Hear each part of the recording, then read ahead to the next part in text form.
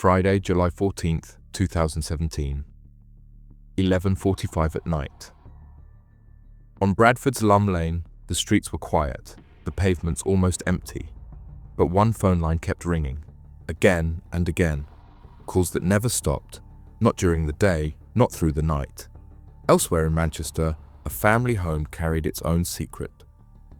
Behind the wardrobe door, in tins hidden away, another kind of operation was unfolding. And years later, in a Bradford basement, officers would uncover something so well disguised it released real gas when they turned the valve. 3 very different stories, but all connected by one thing, a trade that fueled streets across the UK. This is the story of Bradford's Sully line, a Manchester couple, and a cocaine canister, and how police brought them down. Welcome to UK Crime Documentaries. Let's get straight into the case.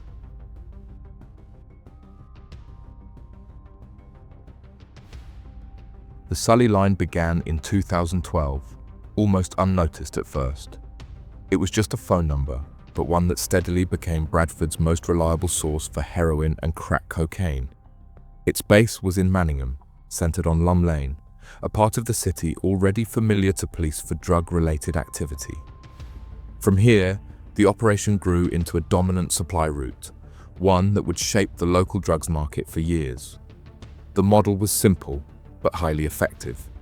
It was what investigators later described as ring and bring. Customers called the line, placed an order, and within minutes someone was dispatched to meet them. No names, no faces. Just a phone call, a brief exchange, and the deal was done. For the users, it was dependable. For those behind it, it was designed to run without interruption, around the clock. At the top of the network were 3 men who acted as directors. Each had a distinct role, but all shared responsibility for keeping the business alive. Mohammed Ayaz from Undercliff played a leading role in its organization. His brother, Mohammed Hassan, was equally embedded, the 2 siblings working side by side to maintain control. Alongside them was Tasawwur Aslam, another trusted figure who formed the 3rd pillar of the line's leadership. Together, they maintained continuous oversight by rotating their management shifts. One would take control during the day, another through the night. It wasn't that they sat by the phone. Their role was broader, ensuring the line, the supply, and the dealers beneath them kept moving without interruption. This leadership structure gave the network stability. By 2017, the Sully line had become more than a phone number. It was a business, and Bradford was its market. But no empire runs on leaders alone. Beneath them were others, the hidden hands, the couriers, the dealers on the street.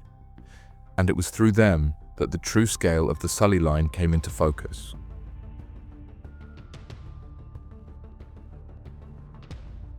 From the homes where drugs were stored to the hands that passed them on the streets, every role had a purpose. Together, they kept the line alive, hour after hour, deal after deal. One of the most important was Amir Rehman, the storeman. Based on Lum Lane itself, he was responsible for holding the stock, heroin and crack prepared and ready to sell deals. His home became a warehouse, and for his role, he was paid a steady wage. Every week, he received hundreds of pounds to keep the supplies safe and available for dispatch. Then there was Shiraz Mahmood, the man behind the phone line. His task was technical rather than physical. He kept the Sully line alive by maintaining its communications, replacing SIM cards, diverting calls, and ensuring that when one number was compromised, another was ready to take its place. For a business that lived and died on a ringing phone, his work was critical. Below these operators were the street dealers, the ones who handed the drugs directly to users. Harim Hussain, still a teenager at the time, was one of them. She delivered orders across Bradford, often supported by Mohammed Vanid Khan, who acted as her driver. Others, like Mohammed Zahid from Leeds and Mohammed Asfan from Bradford, were also part of the retail layer, supplying wraps on the ground to customers who called the line. The network drew from a wide pool. David Coates, a former soldier, found himself distributing on behalf of the line. Shazad Salim, another local man, was linked to supply runs, while Lukman Nazir was connected to the operation by his involvement in coordinating deals. Even Malachi Hodgson, a young footballer with a promising future, became entangled in the Sully line, playing a role in its supply chain. Together, these individuals formed the base of the pyramid. It was a clear hierarchy, directors at the top, logistics in the middle, and street-level operatives closing the chain.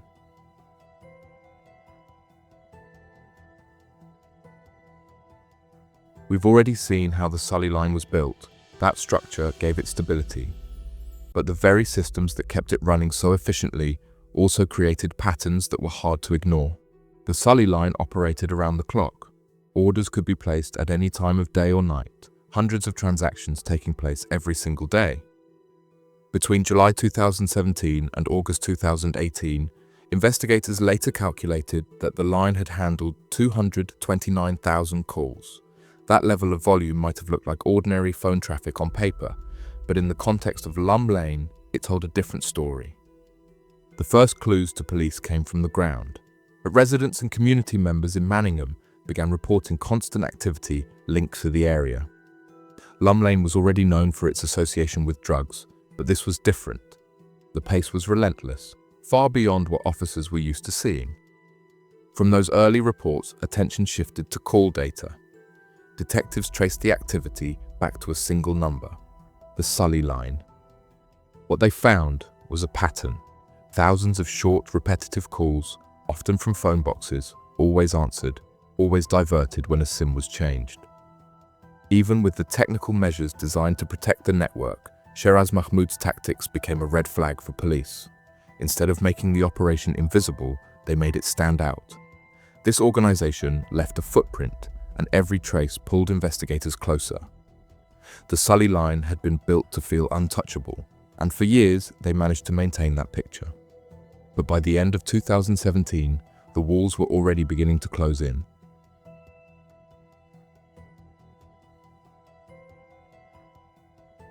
Once the Sully line had been identified, the task of dismantling it fell to the West Yorkshire Police Organised Crime Unit. They knew this wasn't a street corner operation. It was layered, organised, and insulated. To bring it down, they would need to prove its scale, tie individuals to roles, and capture the evidence that showed the line was more than a phone number. Surveillance became the first tool. Detectives tracked movements around Lum Lane and beyond, watching the comings and goings linked to the hotline.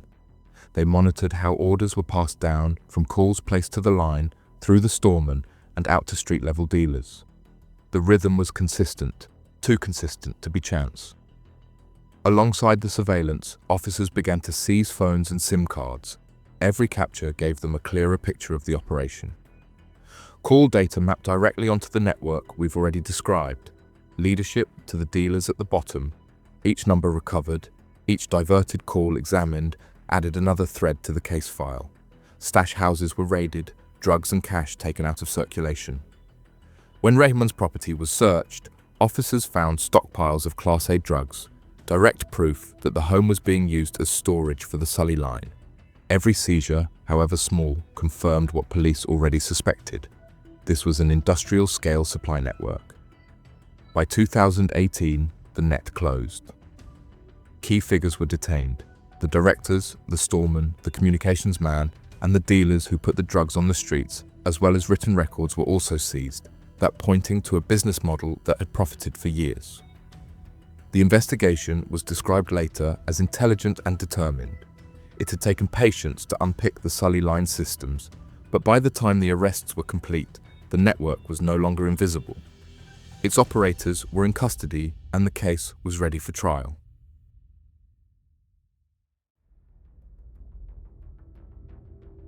When the Sully line case reached Bradford Crown Court, the scale of the evidence left little room for doubt. Prosecutors have submitted all the evidence that we have already discussed earlier. Judge Jonathan Rose called it wicked and greedy, a trade that exploited addiction and showed no sign of stopping. It was, in his words, a business that never closes. The leadership faced the heaviest penalties. Mohammed Ayaz, aged 29, received a sentence of 13 years and 2 months. His brother Mohammed Hassan, 26, was jailed for 11 years and 4 months. Alongside them stood Tasawwur Aslam, aged 34, was sentenced to 10 years. Beneath them were trusted lieutenants and operators. Amir Rehman, 28, received 8.5 years. Mujahid Mahmoud, aged 28. During his trial, he tried to convince the jury he was living a modest life. He claimed to be unemployed, said his last car was a second-hand Skoda, and told the court that he had only £60 in his bank account. He insisted that if he were truly a drug dealer, he would have already paid off his mortgage and be living in comfort. But just days after giving that evidence, he disappeared. Released on bail for the weekend, Mahmoud used the opportunity to board a flight to Islamabad. He did not return to court the following Monday. The jury heard the rest of the case without him present, and he was convicted in his absence of conspiracy to supply heroin and crack cocaine. Mahmoud was sentenced to 10 years, with investigators later valuing his benefit from the operation at just over £2.5 million, even though the only cash seized from him at arrest was £74. Years later, when he returned to the UK, he was re-arrested and handed an additional 4 months for failing to surrender. At the street level, sentences reflected direct supply. Harim Hussein, just 22 and still a teenager when involved, was sentenced to 3 years and 9 months. Her driver, Mohammed Vanid Khan, 45, was jailed for 4 years and 2 months. Others included Mohammed Zahid, 27, received 2 years and 10 months. Mohammed Asfan, 37, was sentenced to 2 years and 2 months, and David Coates, a 35-year-old former soldier, was jailed for 4 years. Shahzad Salim, 41, was imprisoned for 18 months, while 28-year-old Lukman Nazir was convicted on 2 counts of being concerned in supply and sentenced to 3.5 years. Finally, there was Malachi Hodgson, a 21-year-old footballer with a promising future. He admitted his role in supplying drugs, but, described by the judge as a young man of good character who had made a grave mistake, was spared immediate custody. Hodgson was given a suspended sentence of 16 months with unpaid work and a curfew order. While Bradford's Sully line saw more than 80 years handed down in court in Manchester, far from the organised networks of Bradford, another story was unfolding.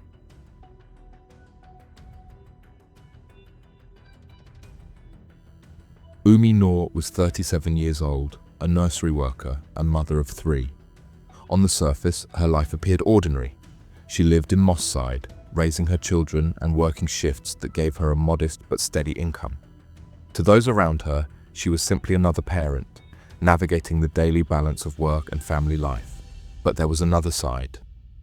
Noor had entered a relationship with Michael Hassan, a man almost a decade younger. He was 28 at the time, already marked by the courts as a repeat Class A dealer. His history included a conviction for possession with intent to supply in Bolton, and he had already served 4 years' time behind bars before their paths crossed. Hassan's reputation was not hidden. He lived with addiction, struggled to maintain stability, and relied on the trade of heroin and crack cocaine to sustain both his habits and his profit. Their relationship shifted Noor's world. She was described later as in love with him, invested enough to take risks that would entangle her in his operation. They did not always live together. Hassan stayed at Noor's home for stretches of time, moving in and out, but never permanently. While he was there, the house became more than a family home. Her 3 children lived among it all, the hiding places, the stashes, and the signs of an operation that was growing behind closed doors. This was the double life. By day, a nursery worker and mother. By night, the partner of a man already bound to the drug trade. Together, they would build their own network.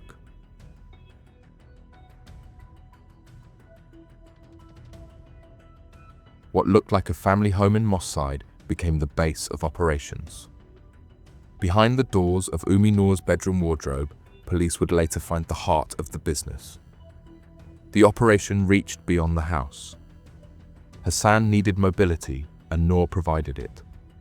Over time, she arranged nearly 10 rental cars at a cost of about £7,000.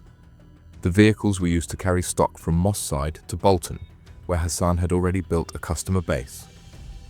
At the same time, Noor was planning to open a takeaway named Taste Buds, a business prosecutors said was intended to launder the money flowing from the trade. The case against Michael Hassan and Umi Noor fell within a wider intelligence effort known as Operation Apostle, a Greater Manchester police initiative designed to target organised drug supply across the city. Noor's address in Moss Side was one of several locations identified through intelligence gathering. The information was specific enough to justify a warrant, and when detectives went in, the picture became clear. Noor's bedroom wardrobe kept the heart of the business. The scale was undeniable. The drugs themselves told part of the story. 2 tins held 403 wraps of crack cocaine and 363 wraps of heroin. Alongside them were bulk quantities, enough to be cut down into hundreds more street deals. The paraphernalia left no doubt. Freezer bags, digital scales, a spoon still marked with brown powder. This was not casual possession. It was the mechanics of supply. The immediate value of the find was estimated at around £73,000. But reports noted that if the bulk powders were cut down into further wraps, the total street value could exceed £115,000. Phones and forensic analysis completed the case. Noor's handset, seized during the raid, contained messages that placed her at the heart of the logistics. Dealers unable to reach Hassan would contact her to be restocked. Records also revealed her role in hiring cars on Hassan's behalf, what we've already discussed. For investigators, this was more than circumstantial. It showed coordination and intent.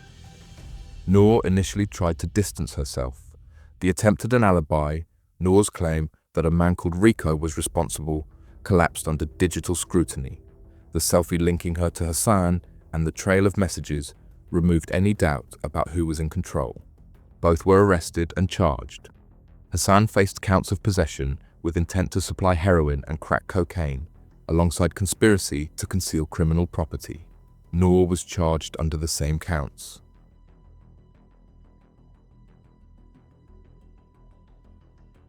At Manchester Crown Court, the case against Michael Hassan and Umi Noor was set out in plain terms. Faced with the weight of evidence seized under Operation Apostle, each entered guilty pleas. Against that backdrop, the judge assessed Noor not as someone coerced, but as a willing participant, described in court as confident, capable, and fully aware of what was happening under her roof. She did not live lavishly, but she enabled the operation and allowed it to run around her children. Hassan's record was already marked. For the Moss Side to Bolton network, he received 6 years and 8 months imprisonment. Court reporting and GMP communications recorded that this term would run concurrently with his earlier sentence. Noor, 37, received 4 years and 1 month.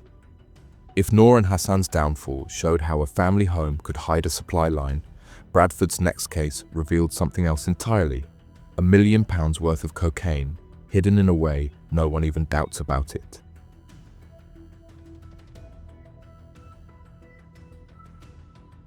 It wasn't designed for constant phone orders or small wraps handed over at street corners. This was wholesale trafficking, engineered for concealment on a scale rarely seen. At the center was Farooq Maya, 44.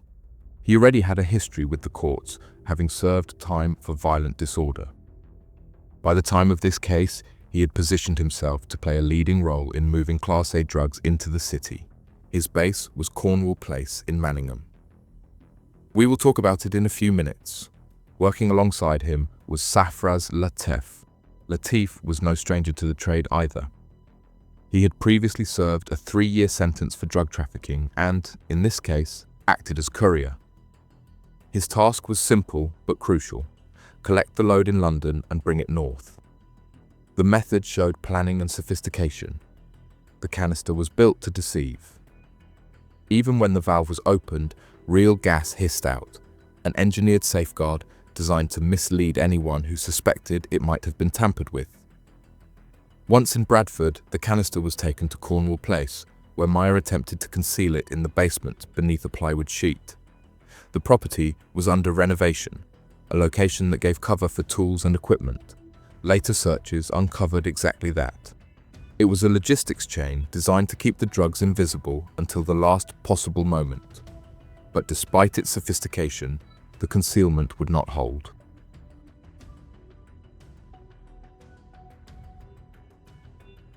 While these two criminals were planning their move, police intelligence was already closing in.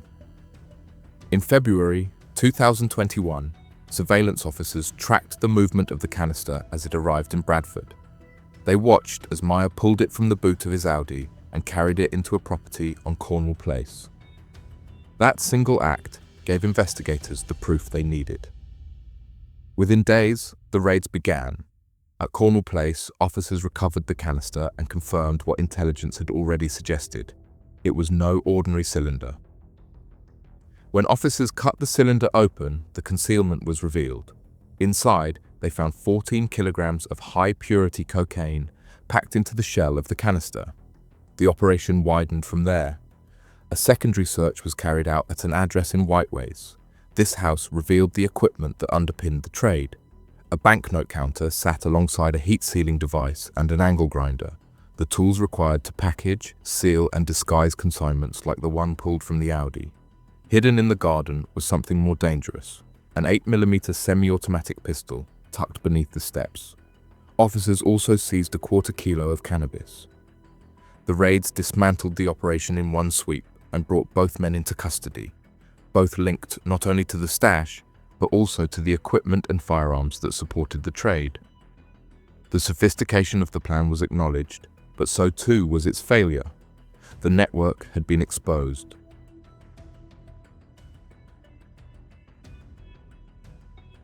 When the case reached Bradford Crown Court, the scale of what had been uncovered left little room for argument. What began as surveillance in February 2021 had become one of West Yorkshire's clearest cases of large-scale cocaine trafficking. Farrokh Meyer faced the heavier charges. At 44, he stood in court accused not only of possession with intent to supply Class A and Class B drugs, but also of possessing a prohibited firearm. He was sentenced to 18 years in prison. Alongside him was 37-year-old Safraz Latif, convicted of possession with intent to supply Class A drugs. He was sentenced to 11 years. What do you think about these cases and the sentences each individual received? Let us know your thoughts in the comments below. And if you found this breakdown insightful, don't forget to like the video, subscribe to the channel, and hit the notification bell so you won't miss our next case on UK crime documentaries.